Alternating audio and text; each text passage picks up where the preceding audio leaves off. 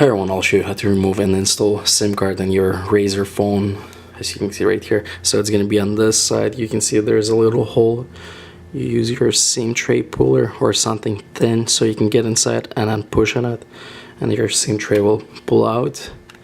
So now remove this thing, put the phone down, and then here's your SIM tray. On the top there is a memory card goes, and on the bottom that's your SIM. So SIM card goes on the bottom and the memory card on top. So you have to keep them flat so they don't fall out. And then, okay, came out again. Okay, once you install, take the phone and slide it in.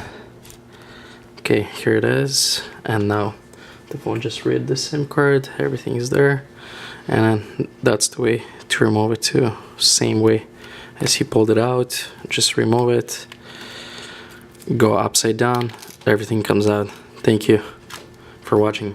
If you like this video, please like and subscribe for more videos, and bye bye.